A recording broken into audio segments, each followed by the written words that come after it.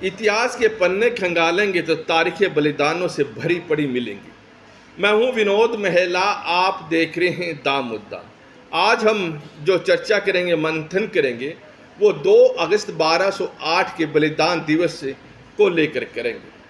कुतुबुद्दीन ऐबक ने 2 अगस्त 1208 को अपनी नज़दीकी जो रियासत थी जज्जर ज़िले में बादली, यह रियासत माहिल बाग महला की थी, इस पर धोखे से, छल से, कपट से हमला कर दिया था और लाखों लोगों ने यहाँ बलिदान दिया था। और जो कुतुबुद्दीन ऐबक को जानकारी देने वाले थे खुफिया, तो वो जानकारी देने वाले कोई दूसरे नहीं थे, हमारे अपने ही थे। खैर, इससे पहले हम जिक्र करते हैं इसकी पृष्ठभूमि की। दरअसल आपको याद होगा, मोहम्मद गौरी और पृथ्वीराज चौहान के बीच में तरावड़ी में युद्ध हुआ था और इस युद्ध में पृथ्वीराज चौहान की खेमे में माहिल बाग महला भी शामिल थे और उन्होंने भी पृथ्वीराज चौहान की तरफ से लड़ाई लड़ी थी। इस युद्ध में पृथ्वीराज चौहान हार गए थे, हालांकि 17 बार मोहम्मद गौरी को हराया था।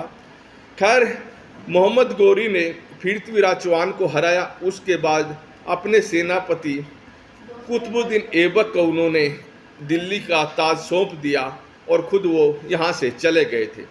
कुतुबुद्दीन ऐबक की आंखों में जो नज़दीक की बादली रियासत थी वो खटक रही थी, लिहाजा कुतुबुद्दीन ऐबक ने कई बार माहिल बाग महला के साथ टकराव किया और मात खाते रहे।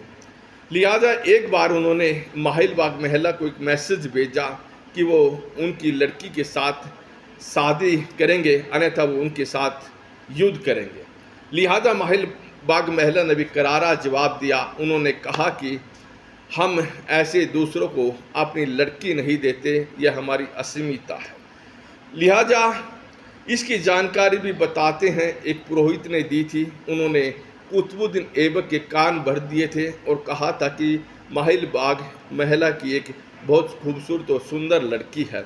और माहिल बाग महला की जो बहादुरी के चर्चे हैं वो दिल्ली और आसपास के एरिए में खूब थे। उसका कारण यही था कि दिल्ली में एक शेर कभी कभी जंगलों से निकल चला जाता था, तो उस शेर ने काफ़ी नुकसान कर दिया था और कई आदमियों को नुकसान जब पहुंचा दिया था, तो माहिल बाग महल ने उस शेर को मार गिराया था और उसके 2 टुकड़े कर दिए थे। यही बताते हैं इतिहास के पन्नों में जिक्र। लिहाजा माहिल को बाग की उपाधि दी थी और उनके नाम के साथ माहिल बाग भी जुड़ गया था। लिहाजा चर्चे बहुत थे। खैर, जब डोला यानी लड़की देने से माहिल बाग ने इनकार कर दिया, तो कुतुबुद्दीन ऐबक लड़ाई की तैयारी में जुट गया। तो यहीं से जो बादली रियासत का एक पुरोहित, उन्होंने कुतुबुद्दीन ऐबक को जानकारी दी कि 2 अगस्त को रक्षाबंधन है और रक्षाबंधन के दिन यहाँ की एक परंपरा है इस रियासत की, ये अपने अस्त्र नहीं उठाते बल्कि अस्त्र गृह में अस्त्र को रख देते हैं।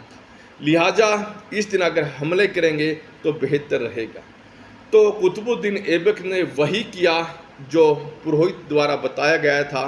तो उन्होंने 2 अगस्त यानी रक्षाबंधन के दिन हमला कर दिया था, अपनी सेना के साथ चढ़ाई कर दी थी।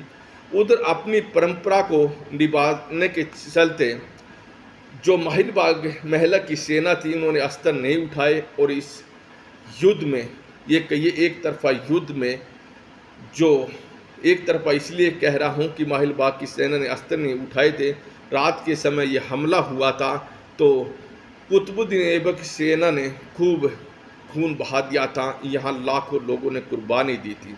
इतिहास के पन्ने खंगाले तो पता चलता है कि कोई भी आदमी नहीं बचा था, कोई युवा इस लड़ाई में नहीं बचा था, कोई बुजुर्ग बच गया या कुछ महिलाएं बच गई। हालांकि इस लड़ाई में महिलाओं ने भी खूब बलिदान दिया, लेकिन जो बचे थे वो बचे थे या तो कोई महिलाओं के पेट में जो गर्भ था या फिर कुछ बुजुर्ग।